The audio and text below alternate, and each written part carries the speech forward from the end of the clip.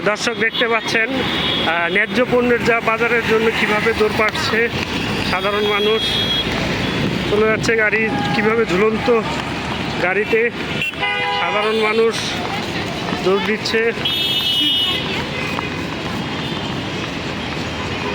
কিছু কম দামে পণ্য পাওয়ার জন্য গাড়ির পিছনে পিছনে জীবনের ঝুঁকি নিয়ে দৌড় দিচ্ছে।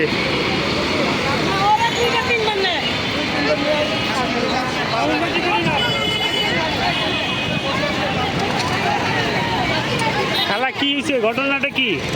ঘটনাটা কি? বিসিবির মাল গাড়ি নিয়ে চলে গেছে, আপনারা পান নাই? কেন, যাওয়ার কারণটা কি? কারা গ্যাঞ্জাম লাগাইছে? ছাত্ররা আসা মানা করলো, মানে কি মহিলারা বেশি, মহিলারা হাতাহাতি করার জন্য ছাত্ররা আসা মানে কি বললো সিরিয়াল না লাগলে সিরিয়াল না হলে দেওয়া নাই।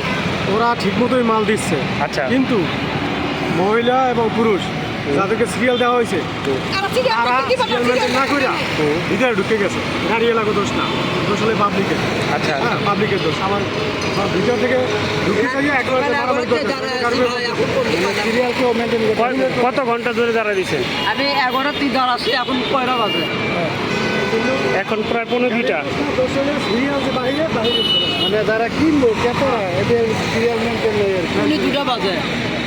এখন এত সময় দাঁড়ানোর পরও পার নাই। এই 4 ঘন্টা 4 ঘন্টা ছাত্ররা 4 জন উঠলো। যে গ্যাঞ্জাম পাচ্ছে এটা এখানে সম্ভব না। মহিলাগুলো বেশি করে, একজনের উপর যে 15 জন পরে যায়। গাড়ি এলাকা দোষ না, দোষ হলে পাবলিক। বুঝতে পারছি, ধন্যবাদ।